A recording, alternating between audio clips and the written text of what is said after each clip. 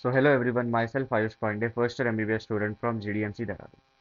So इस video में हम डिस्कस करेंगे कि नीट की बायोलॉजी में जो कि आपका 50% ऑफ द पेपर होता है, तो उसमें कौन से टॉपिक की क्या वेटेज होती है, कौन से टॉपिक से ज़्यादा क्वेश्चन आते हैं, कौन से टॉपिक से कम क्वेश्चन आते हैं।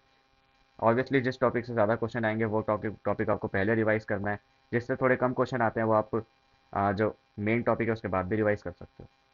तो ये हमारा कुछ प्रीवियस ईयर पेपर को देख के एक एनालिसिस है कि कौन से टॉपिक से सबसे ज़्यादा क्वेश्चन आ रहे हैं।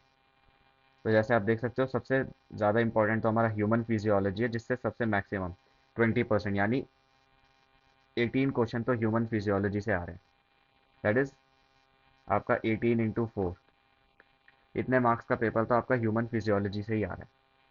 उसके बाद आप देखो जेनेटिक्स एंड एवोल्यूशन से 18% क्वेश्चन आ रहे हैं। एवोल्यूशन का तो जूलॉजी में एक ही चैप्टर है, जेनेटिक्स के दो चैप्टर है, molecular basis of inheritance and Mendel वाला जो चैप्टर है। और मतलब इतने टफ क्वेश्चन भी नहीं आते हैं, सिंपल ही क्वेश्चन आते हैं पनेट स्क्वायर से जिन्हें आप सॉल्व कर सकते हो, या फिर थ्योरेटिकल क्वेश्चन भी आते हैं। तो ये 18% आपका बायोलॉजी का पोर्शन कंप्राइज करता है। उसके बाद अब आप देख ही सकते हो डाइवर्सिटी इन लिविंग वर्ल्ड से 14% क्वेश्चन आते हैं, जिसमें हमारा लिविंग वर्ल्ड आता है, एनिमल किंगडम आता है, प्लांट किंगडम आता है। ये सारे चैप्टर्स आते हैं, इससे ऑलमोस्ट 14% क्वेश्चन आते हैं। उसमें भी मैक्सिमम तो एनिमल किंगडम से ही आते हैं, हमें पता ही है। और एनिमल किंगडम में भी कहाँ से, उसके एग्जाम्पल से मैक्सिमम क्वेश्चन आते हैं। तो एनिमल किंगडम में आपका प्राइम फोकस ये तो होना ही चाहिए कि आपको हर फाइलम के सारे एग्जाम्पल तो याद हो ही, और हर एग्जाम्पल के साथ साथ उनके एक या दो डिस्टिंग्विशिंग फीचर होते हैं वो आपको पता होने चाहिए। ये नहीं है कि जैसे मॉड्यूल में लिखा रहता है इतने सारे फीचर लिखे रहते हैं, इतने डिटेल डायग्राम्स दिए रहते हैं, वो नहीं करने हैं आपको। एक तो सारे एग्जाम्पल्स जो एनसीईआरटी में दिए हैं वो याद रखने हैं, उनके साइंटिफिक नेम और उन्हें कॉमनली क्या बोलते हैं वो याद रखना है, और उनके आ, एक या दो जो कैरेक्टरिस्टिक फीचर्स होते हैं वो याद रखने हैं। फॉर एग्जाम्पल कॉम प्लेट्स होते हैं, ये सारे फीचर्स आपको याद होने चाहिए, तीनों फोरा वगैरह। ओके, फिर आप देख सकते हो कि इकोलॉजी एंड इन्वायरमेंट से 12% क्वेश्चन आ रहे हैं। इकोलॉजी मतलब इकोलॉजी से तो मोस्टली कॉन्सेप्चुअल क्वेश्चन ही आते हैं, वो आ रहे हैं। और कुछ याद रखने वाला होता है, कुछ फिगर नंबर्स होते हैं जो याद रखने होते हैं, वो ज़्यादा नहीं होते हैं। वैसे भी नंबर्स से नीट में ज़्यादा क्वेश्चन आते नहीं है। चार ही चैप्टर हैं इकोलॉजी के, जिसमें से एक तो पहला ही चैप्टर है जो ज़्यादा है, सबसे बड़ा है। उसके बाद तो छोटे छोटे चैप्टर्स ही हैं, उनसे 12% ऑफ द पेपर आपका आ रहा है। उसके बाद structural organisation in plants and animals, उससे 9% आपका आ रहा है। रिप्रोडक्शन से भी 9% आ रहा है, रिप्रोडक्शन 12th में आता है जो आपके ह्यूमन एंड प्लांट रिप्रोडक्शन, उससे 9% ऑफ द पेपर आ रहा है। बायोटेक, बायोटेक के सिर्फ दो चैप्टर्स हैं, और देख लो 3% क्वेश्चन आ रहे हैं बायोटेक से, सिर्फ दो चैप्टर और उनसे इतने क्वेश्चन। उसके बाद biology in human welfare 4% question आ रहे हैं आपके।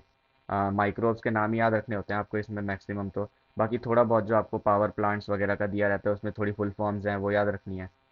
और उनमें कौन कौन सी गैसेस प्रोड्यूस हो रही हैं बस वो याद रखना है, और थोड़ी फुल फॉर्म्स है वो याद रखनी है बस, ज़्यादा नहीं।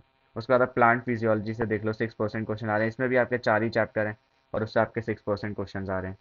प्लांट फिजियोलॉजी फिजियोलॉजी में जैसे ट्रांसपोर्ट इन प्लांट्स वगैरह जैसे चैप्टर हैं, इनमें तो आपको कॉन्सेप्ट समझना ही पड़ेगा। और बाकी जैसे वो मिनरल वाले चैप्टर हैं, इनमें तो आपको मिनरल ही याद रखना है, कौन सा कहाँ होता है, वो क्या फंक्शन होता है, मैक्सिमम क्वेश्चन तो उसी पे आते हैं। उससे तो मिनरल वाले ही सवाल आते हैं कि कौन सा मिनरल कहाँ इन्वॉल्व है वगैरह वगैरह। बाकी ये रेस्पिरेशन हो गया, फोटोसिंथेसिस हो गया, इनमें भी आपको कॉन्सेप्ट तो समझना ही पड़ेगा। इनमें क्या है कि आपको कॉन्सेप्ट भी समझना पड़ेगा और साथ में साइकिल भी तो याद करनी ही पड़ेगी, क्योंकि इनसे तो मिक्स क्वेश्चन आता है। उसके बाद आप देख सकते हो सेल स्ट्रक्चर एंड फंक्शन से आपके 5% क्वेश्चन आ रहे हैं। सेल सेल डिवीजन यही चैप्टर है, इनसे 5%, कम नहीं है भाई, दो चैप्टर से 5%। उसके बाद हम थोड़ा बायो को दो पार्ट में हम डिवाइड करते हैं, बॉटनी और जूलॉजी। तो ये नीट 2022 का एनालिसिस है। तो आप देख ही सकते हो बॉटनी में सबसे ज़्यादा किस टॉपिक से क्वेश्चन आया। अब अब आप सोच रहे होंगे कि ये बॉटनी में ह्यूमन फिजियोलॉजी कहाँ से आ गया। अब अब हम सभी जानते हैं एनटीए कैसा पेपर बनाता है। मतलब वो बॉटनी में थोड़े बहुत उसने फिजियोलॉजी के क्वेश्चन घुसा रखे होते हैं, फिजियोलॉजी में थोड़े बहुत बॉटनी के क्वेश्चन घुसा रखे होते हैं, और ये मैक्सिमम होता है सेक्शन बी में। इसलिए यहाँ ह्यूमन फिजियोलॉजी है, इसका मतलब ये नहीं सोचना है कि बॉटनी में कौन सा ह्यूमन फिजियोलॉजी है, इसे आप जूलॉजी में ही डाल सकते हो। ये तो फोटो में ऐसे आ गया है। तो आप देख ही सकते हो मैक्सिमम क्वेश्चन कहाँ से आ रखे हैं। कुछ ऐसे भी टॉपिक है जहाँ से जीरो आ रखे हैं, इसका मतलब ये नहीं है कि वो पढ़ने ही नहीं है। नीट 2022 का पेपर थोड़ा अलग था, उसमें असर्शन रीजन ज़्यादा थे, स्टेटमेंट बेस्ड ज़्यादा थे और स्ट्रेट फॉरवर्ड कम थे। यूजुअली ऐसा आता नहीं है, लेकिन हो सकता है कि 2023 का ऐसा आए, हो सकता है। लेकिन उसका ये मतलब नहीं है कि इनके ज़ीरो ही क्वेश्चन आएंगे, क्योंकि ये तो एक ही पेपर का था। और ये जो एनालिसिस है ये 10 ईयर्स का एनालिसिस है, ये तो एक ही पेपर का था। तो 2022 को बेस बना के नहीं कि ये टॉपिक्स पढ़े ही नहीं, ये टॉपिक्स भी पढ़ने हैं। देख ही सकते हो किन से क्या आया, ऐसे आप स्क्रीनशॉट ले लो, चाहे मैं फ़ोटो डाल ही दूंगा कम्युनिटी सेक्शन में। उसके बाद आप जूलॉजी में भी देख सकते हो, वही क्वेश्चन आएगा क्या, प्लांट फिजियोलॉजी यहाँ कैसे आ गया। भाई वही है, इसका भी सेक्शन बी में आ गया, बॉटनी का क्वेश्चन जूलॉजी में, जूलॉजी का बॉटनी में, कोई इसमें डिफरेंस नहीं है। देख ही सकते हो कौन से क्या है। अभी जैसे डाइवर्सिटी है, इससे 2022 में ज़ीरो क्वेश्चन आए, इसका मतलब ये नहीं है पढ़ना नहीं है। हो सकता है 2023 में आ जाए, क्योंकि जो ये एनालिसिस है ना, ये प्रोमिनेंट एनालिसिस है, ये गलत नहीं हो सकती। एक्सेप्शनल पेपर्स के लिए गलत हो सकती है, लेकिन वैसे नहीं। आप देखना नीट 2023 में भी रफली जो ये टॉपिक्स दिए ना, जैसे human physiology, genetics and evolution, diversity in living world, maximum question आप देखना इन्हीं से आएंगे। बाकी आप देख सकते हो जूलॉजी में 2022 में किस टॉपिक से कितने आए, बॉटनी में किससे आए। और बाकी फॉलो आप इसे ही करना, फॉलो तो आपको यही करना है।